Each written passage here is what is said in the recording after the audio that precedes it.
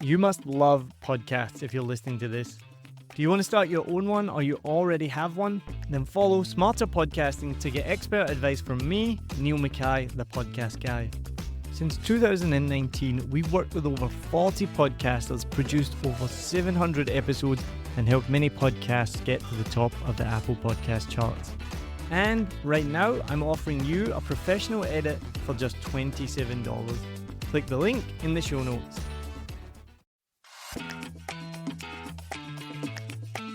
I'm Niall Mackay, the podcast guy, founder of 7 Million Bikes Podcast, and I started my first podcast in 2019 called A Vietnam Podcast, which is now in the top 10% of podcasts worldwide and been downloaded nearly 50,000 times. I've since then grown 7 Million Bikes Podcast to host, produce, and edit podcasts for clients around the world in diverse fields like IT, pharmaceutical marketing, furniture, beer, and tourism. I also recently launched a comprehensive online course that will take you step by step from a podcast beginner to an expert in just 1 week. Starting a podcast changed my life, and my mission is to help people join me on the podcasting journey. Podcasts right now are more popular than ever. You might have some great ideas, you want to share stories, or maybe even market your business to a wider audience. You have your content thought out, but now, what are the next steps? Can you just record your podcast on an iPhone? Do you need to shell out for expensive recording equipment or hire a studio? How do you share your podcast with the world? I'm going to provide a guide for recording podcasts and to help you decide what choices you need to make next. Many people think that making a podcast is easy, and it can be at its most basic, but it's also why most shows pod fade within 7 episodes. That's when a podcast just stops suddenly and disappears and doesn't produce any more episodes. To avoid this, produce a quality show that reaches people across the world, attracts loyal listeners, and even potential sponsors. I'm going to share with you my 10 things you need to know. So I'm going to break this down into 3 steps. 1 is before you record, 2 is recording, and 3, after you record. So let's get started with what you need to do before you record. First thing you have to do is choose a topic and a name. For the topic, choose something that you're passionate about. Whether it's Cabbage Patch Dolls, 90s era hip hop, or even the weather. Okay, maybe not the weather because that sounds pretty boring, but maybe other people want to talk about the weather as well. So if that's something you're passionate about, make a podcast about the weather. Do what excites you. Remember, there is always an audience out there.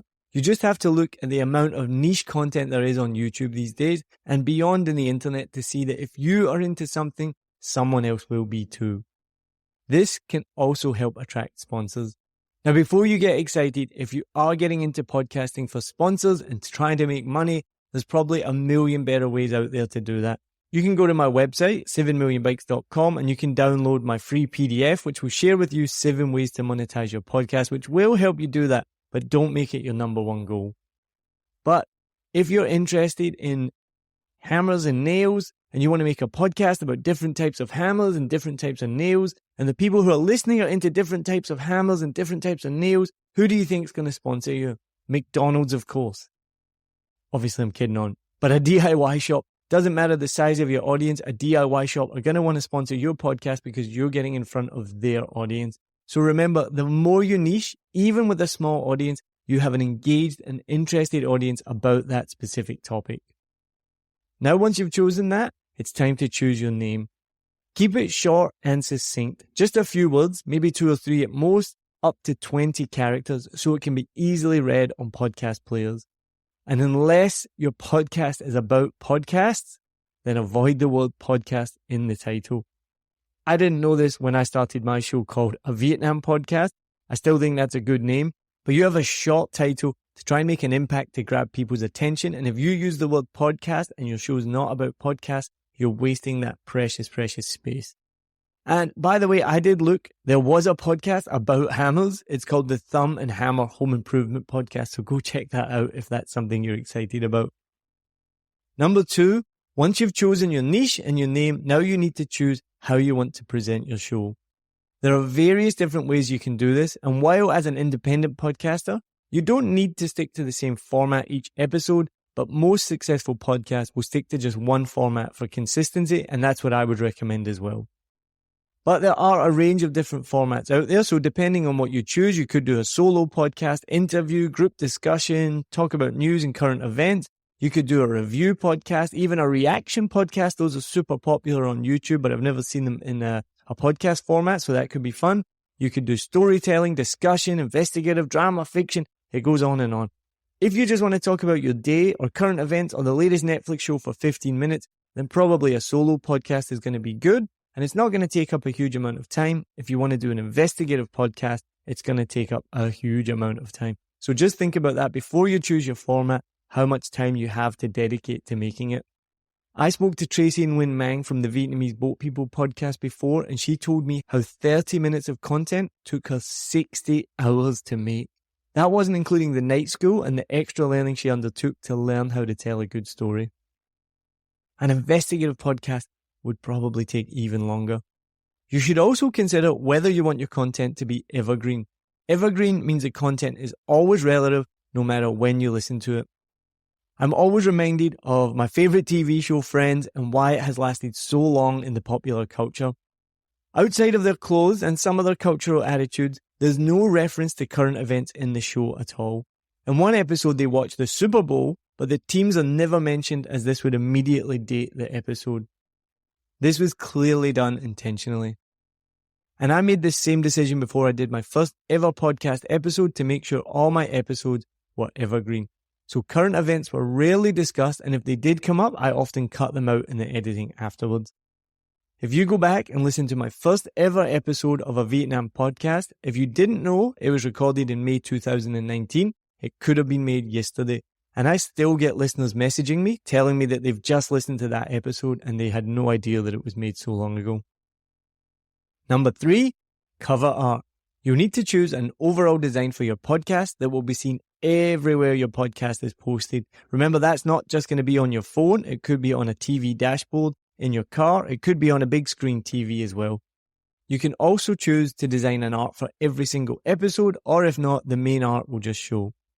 The main tips for this are make it stand out and make it obvious. Make it a large font so it's easy to read.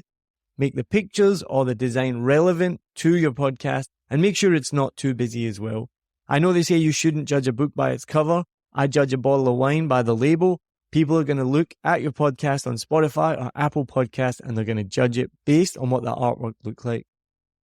Now, if art and design is not your niche, just like me, there are plenty of creatives on Fiverr that will be available to help you with, or in your local area. And if you're on a tight budget or you want to do it yourself, I recommend using Canva, as there are plenty of templates on there that can be edited to fit your needs. I use Canva for everything from website graphics to podcast cover art. There's so many templates to choose from and it makes it so easy to do. There's so much that you can do with it. I honestly can't recommend it enough. There is a link in the description for Canva, so you can go and try it out for free. And if you do upgrade to the pro version, you will be supporting me, so that's amazing because I'll get a small commission, but at no extra charge to you. Number 4, there's only one really big important rule to this. Don't use copyrighted music. Number 2, a little louder. Don't use copyrighted music. Number 3, okay, you get the picture, right? But this is one of the most common questions I see in Facebook podcast groups, and the answer every time is no, no, and no. No matter how small you think your podcast is, you don't want a record company label sending you a cease and desist letter and then having to delete or re-edit all your great episodes. But the AI can also scan for the use of copyrighted music and automatically remove your content, so don't do it. If you really, really, really do want to use a licensed track, then you're going to have to get in touch with the rights holder directly to see how much the fee is for the license. That doesn't mean the musician. It might be another bigger company that owns the rights. You could contact the musician directly if it's a smaller artist, but if not, you're probably going to have to contact the record company. And look, nobody's got time for that, so it's best not to bother. And also, if you use copyrighted music without permission, it's just illegal. So just do the right thing. There are plenty of other options. My main recommendation is Pixabay. There's also YouTube Audio Library, or you could just pay somebody to do it. If you do want bespoke music for your show, look no further than our own Lewis Wright. Lewis is a music producer and sound engineer who made the intro music for a Vietnam podcast, which arguably gets more comments and positive feedback than the podcast itself. And he also makes the music for all the clients we work with. And just remember one thing, don't use copyrighted music. Number 5 is the hosting platform. The hosting platform is where you upload your recording to. The platform will then help you publish to all the podcast directories like Apple Podcasts, Spotify, Stitcher, Acast, all of these ones that you might not have heard of. Apple Podcast and Spotify are the biggest ones, but they still only make up a total of 60% of all downloads. So there are many, many other apps that you need to get on out there to make up that final 40% and make sure you don't neglect them. Previously, in the beginning of podcasts, you'd have to publish on something called an RSS feed. I don't even really know what that is. Then you'd have to apply separately to each and every platform that you wanted to appear on. Now, thankfully to podcast hosts, with a few clicks of a button, this is all taken care for you. When you do choose your podcast host, make sure to look at all the different packages. Most of them will charge a fee depending on which package you choose. When I first started out, I analyzed all the major platforms at the time. This was in 2019. And I chose Buzzsprout. Since I chose Buzzsprout, I've never regretted it and absolutely recommend them. You'll get a great looking podcast website, audio players that you can drop into other websites, detailed analytics to see how people are listening, tools to promote your shows, and even more. They do send weekly newsletters with loads of great tips to help you build your show, and the customer service is amazing.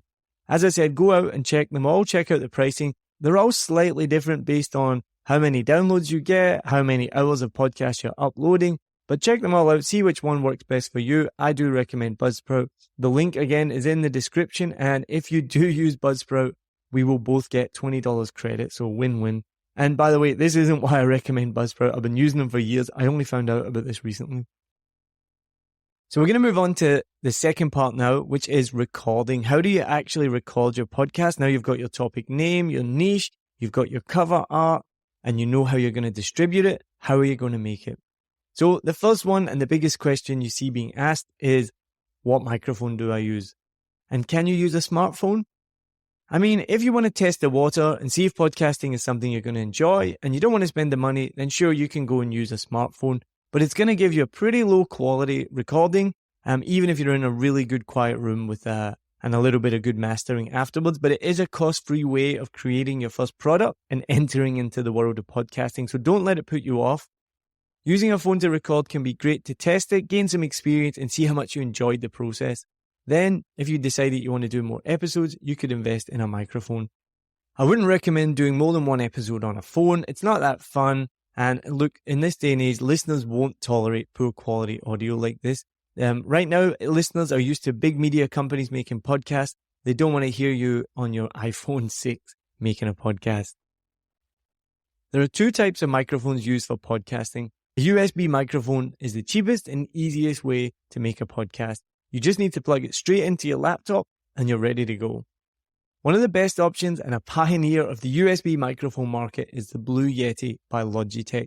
You've probably heard of this already if you've looked into microphones at all. Blue Yeti are one of the biggest names. You can get this for about $100 US, and it's a good low budget option for anyone first getting into podcasting. And as I said, it's also easy to use. You just need to plug it into your laptop. There are many other options as well, though, that range from about $100 to $200. You can get the Blue Yeti X, the Audio Technica, or the Rode NT. There are a few drawbacks to using a USB microphone, such as poor noise and shock control, and there's less depth and accuracy when compared to the other microphones. But as I mentioned, the main benefit of a USB mic is it will plug directly into your computer and you can record from there without the need for a mixer, which adds more complexity and more cost. And that brings me to XLR microphones. These are the type of microphones that you would see a singer use on stage. And if you're looking for quality and are comfortable with spending a little more money, then you probably want to consider an XLR microphone. There are two types of microphones. There are dynamic and condenser microphones. Dynamic microphones are less sensitive, so won't pick up as much background noise. Condenser mics, on the other hand, while they offer higher accuracy and more depth when recording, they're more sensitive. So in an untreated room, which most independent podcasters are using, a condenser mic may sound worse than a dynamic mic as it will pick up more background noise. And for any podcast recording, you want to find a quiet space away from fans, air conditioners, and outside noises such as traffic. In the best case scenario, you'll be recording in an acoustically treated room, but as a beginner, this is going to be unlikely. Instead, just do the best you can to create a quiet environment for recording. Another thing to consider when purchasing a dynamic or condenser XLR mic is how to connect it to a device for recording. Unlike a USB, you are going to need an audio interface. The best option, and what I'm using right now, is the PodTrack P4 by Zoom to connect to my Shure SM58. You can connect up to 4 microphones on the PodTrack. It records into a mini SD card, so you can take that, put it straight onto your computer, and it's easy and portable, so you can use it anywhere. If you do want to get an XLR microphone, the best options are the Shure SM58, which is only about $100, so it's good for a budget, or the Shure SM7B, which is higher quality but more expensive, $400. Now, if you're watching this on YouTube, you're probably looking at my background going, he just said you need to use a treated room. He's not in a treated room. And that's right, I'm in a big echoey room right now. But this is where the magic of your editing software comes in. So we're going to move on to number 7 and talk about editing software. Now, this could be a whole course in itself, and there are plenty of out there, and there are plenty of YouTube videos out there that you can go and watch for all of the different podcast softwares out there. If you're like me and you have no background or training in this, don't be scared. If you're computer savvy, it's relatively easy to pick up. Editing will take the longest out of any steps making the show. If you remember, I mentioned in the beginning, it took Tracy and Win Mang 60 hours for 30 minutes of content for her first Vietnamese Boat People episode. It's reasonable, though, to expect a minimum of 3-1. So you're going to take 3 hours to record 1 hour of raw audio. And there are 2 types of editing as well. You've got content editing and distraction editing. Distraction editing is concerned with removing all those clicks, noises, long pauses, ahs, and filler words like that take away from the quality and the content of the show. Content editing is removing unnecessary content or editing the material to create a narrative or fit to your time limit. Once again, this is completely up to you what you want to do if you're an independent podcaster. You can do a one and done and just record the podcast with no editing. I wouldn't recommend this unless your podcast is really smooth. Listeners don't want to hear you mumble and stumble through your podcast. And there's too much good quality content out there for that, so don't fall into that trap.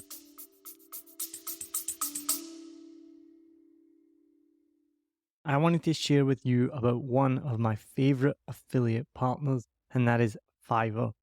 I've been using Fiverr for years for everything from ordering YouTube thumbnails to keyword research, writing podcast articles, even to Canva designs and thumbnails and more. So whether you're a budding entrepreneur, a podcaster, or anyone in between, Fiverr has got you covered. It really is the go-to platform if you want to find freelancers offering a massive range of services to help you on any project. Maybe you need a stunning new logo or just a short animation, whatever you need, you can find it on Fiverr. What I love the most is how easy Fiverr makes it to connect with talented freelancers from around the world, all at prices that will fit whatever your budget is. Plus, with Fiverr's secure payment system, you can trust that your transactions are safe and secure. No dodgy people you meet on Facebook groups that disappear with your money and never give you what you want. What, that's only happened to me? As an affiliate partner, I will get a small commission if you use the link and at no extra cost to you. As an affiliate partner, I will get a small commission if you click my link and you buy something, all at no extra cost to you. And best of all, you will be directly supporting the making of this podcast that you're listening to for free, but it is not free to make. So why wait? Head over to somewhere that you've probably never been before. It's called the show notes. So whatever app you're listening in, if it's Spotify or Apple Podcasts or anything at all, head to the show notes, click on my special link, and then you can browse thousands of gigs ready to help you with your next project. You can do distraction editing manually using GarageBand. This is what I used to do, but it takes a lot of time. It's really laborious. You have to cut out every single and ah. But I recommend you use Descript, which is much easier to use. You can edit like a doc, and it's got AI tools that will automatically remove all those filler words. For all of my podcasts that I work on, and from the very beginning, I've always focused on quality. Not everyone agrees with me, but I believe that quality is more important than content. You can have the best content in the world, but if you have horrible audio, then no one will want to keep listening. So the main ways that I recommend to edit your podcast are Descript, which is only $12 a month, GarageBand, which is free on Mac, there's Audacity, which you can download free for Windows, there's Adobe Audition, and then most of all, just hire 7 Million Bikes Podcast. This is what I do. So if you want to free up some time, get in touch with me and I'll be able to help you edit your podcast. Number 8 is scheduling. Another common question asked across all Facebook groups is, when's the best time to publish? What day is it? What time? What minute? When in the lunar cycle is the best time to publish my show that will get the most downloads? It's tiring reading these questions. I've yet to see any data that says you should publish on Tuesday at 11:43 a.m., but only when Mercury is in retrograde. Number one rule you will read and that I follow religiously is be consistent. As a listener, I find nothing more frustrating than podcasts that are published infrequently. The podcasts that I follow are consistent and I know when they'll be available and when I can listen to them on my schedule. If not, they'll likely fall off my radar and lose my attention, even when they do eventually post an episode. So choose a day, a time, and a frequency and stick with that. Moving on to our final part, what do you do after you've recorded? Now you need to figure out where to publish. And the answer is everywhere. Use your hosting platform to make sure you are on every single platform available. As I mentioned, Spotify and Apple are the biggest, and you may not have heard of others like Stitcher or Podcast Addict and Overcast, but over 40% of podcasts are listened to on these platforms. Also consider YouTube, but this requires recording your podcast on a camera, which needs more equipment, and then it's more work than just audio recording. And importantly, and again, this can be controversial, and I'll say it over and over again, if you only do a video show, it's not a podcast.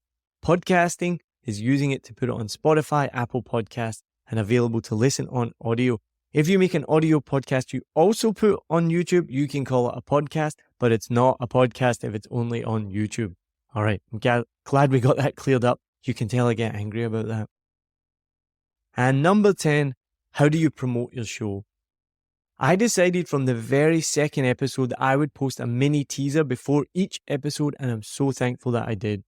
Every Monday on a consistent schedule, I post a 2 to 3 minute teaser, which is released like clockwork, and then the main episode 3 days later comes out and like magic gets 50% more listeners than the teasers every time. This proved to me that the teaser was working, as it was not only making people tune back in, but even more people wanted to listen. If less people listened to the full episode than the teaser, then that would have been worrying.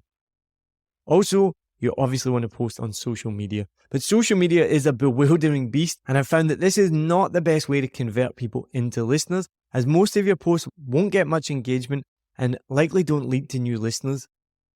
But regular listeners have told me that they enjoy the content that they see online, and while it not spark them listening to the podcast, I've realized that it keeps the podcast relevant and in front of as many eyes as possible.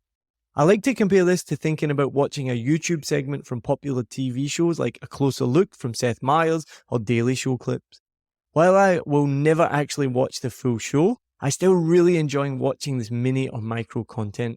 And of course, the more YouTube views you get, more YouTube subscribers you can convert that to actual cash if you get enough, but don't make that your number one goal.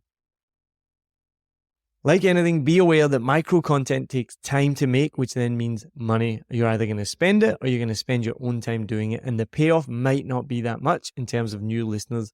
So only undertake making micro content if you have the time and the budget to do so, and possibly want to build your brand outside of podcast listeners. One of the best ways to grow your audience is to appear on other podcasts. And the reason why this is so much better than social media is because you're already talking to an audience that already listens to podcasts. And while podcasts are growing fast, crazily not everyone listens to podcasts yet. So if you appear on a podcast, the people listening are already podcast listeners. Therefore, they're more likely to want to listen to your podcast. If you post on social media, probably about half of those people have never listened to a podcast. So you're asking them, 1, to do something they've never done before, and 2, specifically listen to your show. That's a big ask. It can be done, but if you want to do it as efficiently as possible, then get in front of podcast listeners by getting on podcasts.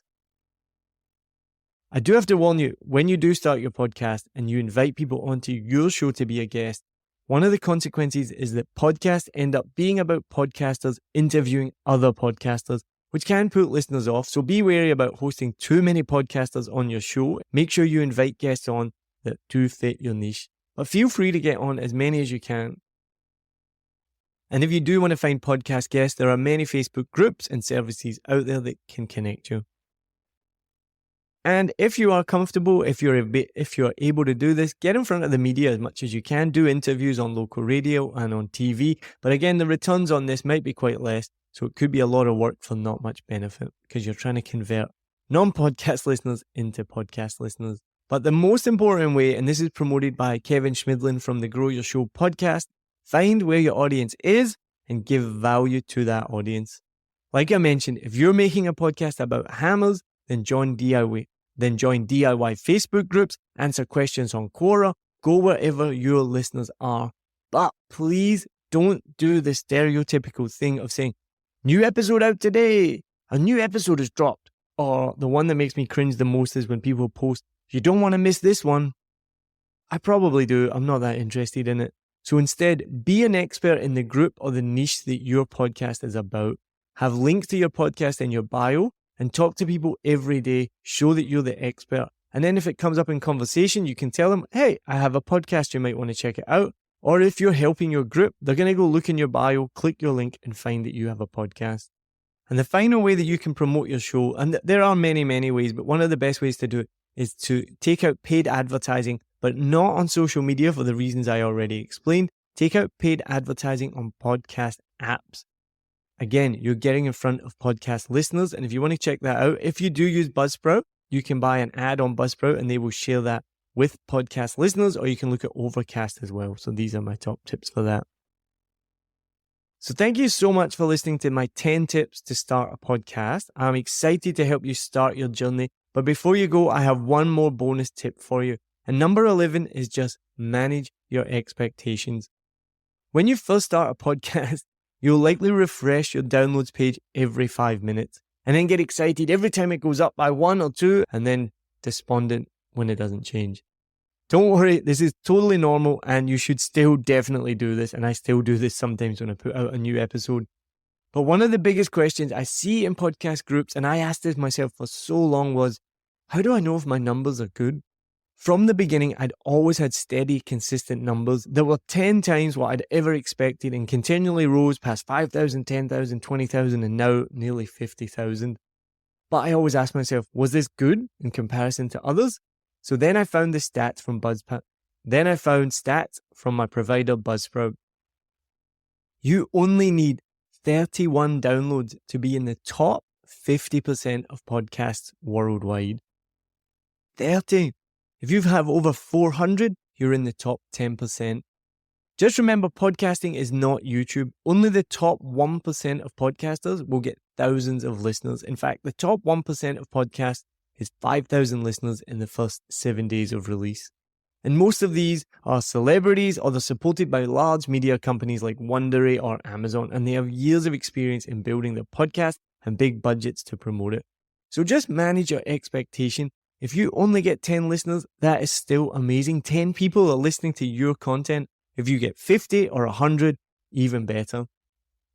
To make you feel even better, just imagine what those people would look like if they were all in a room listening to you. Now imagine all those people are spread out across the world, working out, doing the dishes, or even falling asleep, all listening to your show. That is incredible. And I still think it's amazing when the first time one of my listeners told me, I fall asleep listening to your podcast. It's kind of weird, but it's really cool as well. So don't worry about being the next Joe Rogan or signing a multi-million-dollar exclusive contract with Spotify yet. In the beginning, just have fun, learn new skills, make great content, meet new people, and enjoy the ride. Thank you so much for listening to this episode. I'm really excited for you to join me. Before you go, make sure you go to my website, 7millionbikes.com. The link is also in the description, and go to the form at the bottom of that website and you can get my free PDF that will tell you 7 ways that you can monetize your podcast. Are you a content creator looking for an efficient and powerful editing tool? Then look no further than Descript. Descript simplifies the editing process for audio and video content allowing you to write, record, transcribe, and edit all in one platform. I started using Descript several years ago and it changed the way I podcast. I still can't believe what I can create from my desk at home and the features they keep adding, including video editing, so you can get your podcast on YouTube. Best of all is the studio sound feature, which turns my original audio, which I'm recording right now, in a big echoey room with my wife in the background doing the dishes, the front doors open. And even though I'm using a really good microphone, the Shure SM57, when I turn on studio sound and at the touch of a button, it turns it into this. But don't just take my word for it. The Pod Sound School appreciates how it eliminates the sucky parts of podcast editing, which I couldn't agree with more. When I started using Descript, I started to enjoy podcast editing, and I still do to this day. Here's just a few examples of podcasters, video creators, and journalists who use Descript, including Jordan Harbinger, Vox Media, The New York Times, Gimlet Media, and Wired.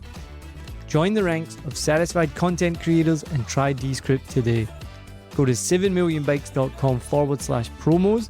That's 7millionbikes.com/promos, or click in the show notes and you can get 1 hour of free transcription per month for free to try it out.